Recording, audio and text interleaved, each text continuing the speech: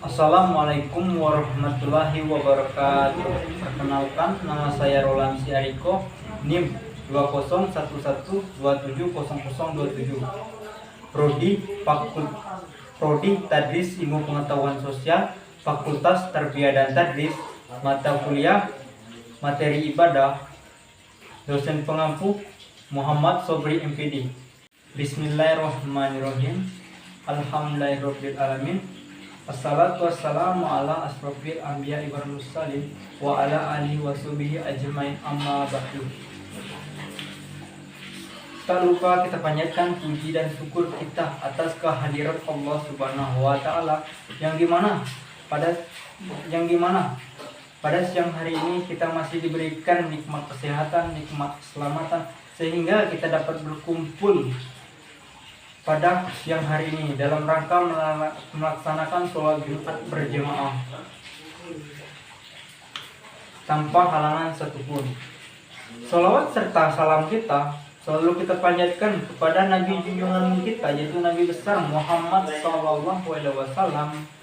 yang dimana beliaulah yang membawa kita dari alam jahiliyah menuju alam yang serba canggih pada sampai sekarang saat ini. Pertama-tama, di sini saya akan menjelaskan syarat-syarat khutbah Jumat. Yang pertama yaitu khotib harus laki-laki.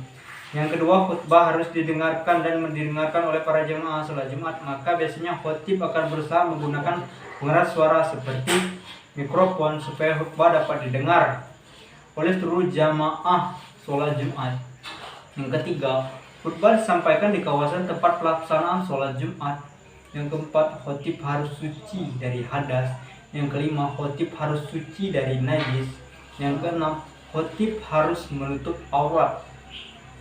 Yang ketujuh, khutbah dilakukan dengan berdiri bagi orang yang mampu.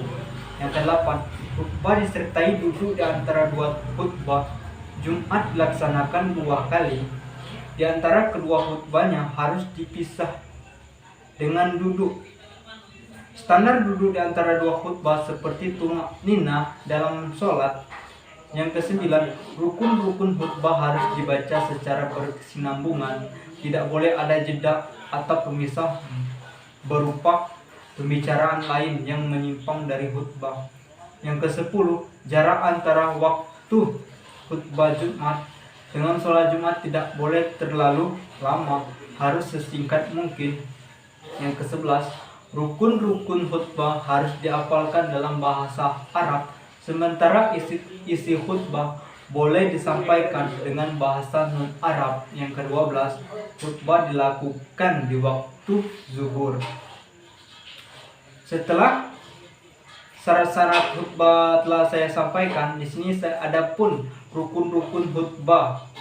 Yang pertama yaitu mengucapkan puji-pujian kepada Allah Subhanahu wa taala.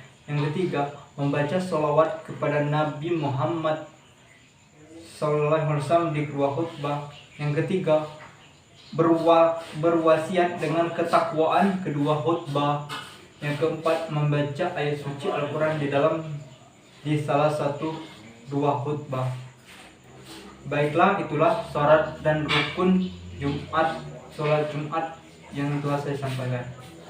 Yang terima oleh seorang muslim yang beriman lagi bertakwa adalah penggugur dosa. Saya coba berikan beberapa dalil penguat.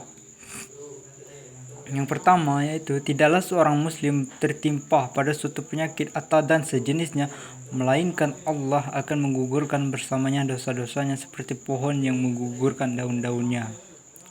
Haji Al-Bukhari nomor 5660 dan Muslim nomor 2571. Yang kedua, tidaklah seorang muslim tertimpa keletihan, penyakit, kesusahan, kesedihan, gangguan, kegundah-gulanaan sehingga duri yang menusuknya, melainkan Allah akan menghapuskan sebagian dari kesalahan-kesalahannya. Haji riwayat Bukhari nomor 5641.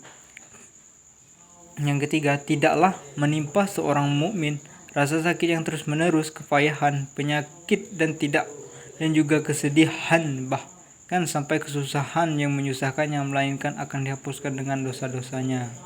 Haji riwayat Muslim nomor 2573. Bencana senantiasa menimpa orang mukmin dan mukminah pada dirinya, anaknya dan hartanya, sehingga ia berjumpa dengan Allah dalam keadaan tidak ada kesalahan pada dirinya. Haji riwayat Tirmizi nomor 2399. Yang selanjutnya, sesungguhnya Allah benar-benar akan menguji hambanya dengan penyakit sehingga ia menghapuskan setiap dosa darinya. Haji riwayat Al-Hakim disohikan Syekh Albani dalam kitab Sohih Jamis Sugirno 1870. Kiranya 5 dalil di atas dapat memperkuat penjelasan bahwa sakit yang kita hadapi adalah penggugur dosa, namun perlu diingatkan bahwa tetap pada syarat agar sakit itu benar-benar menjadi penggugur dosa. Syarat-syaratnya adalah ikhlas dan konsisten beribadah. Mungkin kita pernah saksikan di rumah sakit bahwa ada beberapa orang pasien yang menggunakan kursi roda tetap berupaya menunaikan sholat berjamaah di masjid seperti yang lainnya, seolah sakit yang terima tidak menjadi penghalang baginya. Ia tetap konsisten beribadah dan semoga di hatinya tumbuh rasa keikhlasan. Sahabat sekalian, iblis laknatullah itu sangat tidak menyukai jika kita sebagai manusia dekat dengan Allah Ta'ala dan mendapatkan berbagai kemurahan dari Allah Ta'ala, sehingga berbagai cara ia lakukan agar penggugur dosa yang sedang kita jalani di dunia tidak menimbulkan efek kebaikan bagi kita, melainkan hanya derita sakit yang ada. Iblis meniupkan sebuah rasa dalam hati kita untuk tidak menerima sakit yang kita derita melalui berbagai macam media. Misal, seorang yang berkunjung dan berkata-kata yang melemahkan mental sehingga membuat kita tidak menerima keadaan sepertinya. Selalu ada saja uang seperti ini dalam kehidupan, atau dengan media lainnya, karena iblis akan berupaya dengan berbagai macam cara agar kita tidak ikhlas. Selanjutnya, iblis menawarkan beberapa rukhos sakit dalam hati kita, sehingga kita membenarkan bahwa meninggalkan ibadah ketika sakit merupakan rukhsah kemudahan yang diperbolehkan Allah Ta'ala. Padahal Allah Ta'ala telah menetapkan kemudahan bagi seseorang untuk beribadah ketika sakit melalui berbagai macam cara, tidak memberatkan. Ingat, tetap menjalankan ibadah dengan cara yang tidak memberatkan, bukan meninggalkan ibadah. Sehingga hasilnya dapat kita lihat bersama.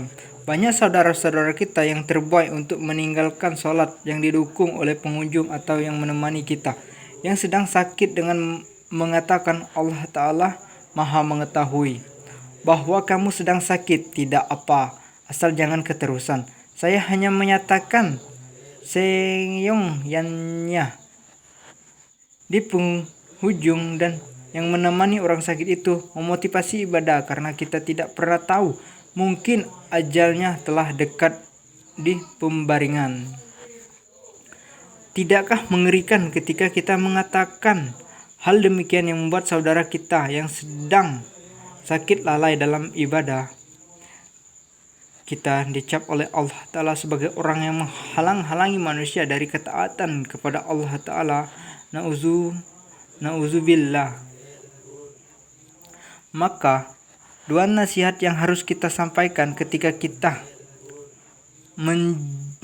menjenguk seseorang yang sakit agar kita dapat menjadi jalan kebaikan bagi seseorang yang sedang Allah Ta'ala kehendaki untuk mendapat kebaikan berupa pengguguran dosa adalah keikhlasan hati bahwa semua kehendak Allah Ta'ala, dan tetaplah konsisten dalam beribadah. Sungguhnya ada kebaikan di hadapan kita ketika kita mampu melalui derita sakit ini, yaitu penggugur dosa, di mana kelak penggugur dosa inilah yang akan mengharapkan oleh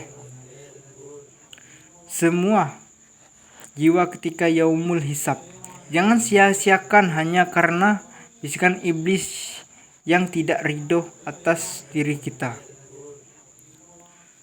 Hanya ini khutbah yang saya berikan. Semoga bermanfaat. Doa penutup khutbah. Innallaha wa malaikatahu yushalluna 'alan nabiy. Ya ayyuhallazina amanu shollu 'alaihi wasallimu taslima.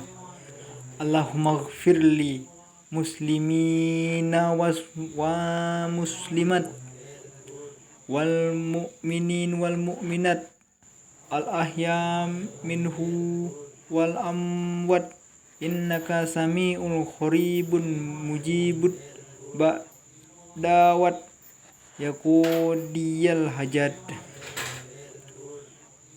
Innallahu ya'muru bil adli wal ihsan wa itai zi qurban wa yanha anil fasya wal munkar wal baghi ya'izukum la'allakum tazkarun. Uzzurkula allazimma yazkurukum yasikuruhu alla an ni'ammihi yazikum wa aslahu min fadlihi yutikum wala zikrullahi akbar. Aqimus shalah.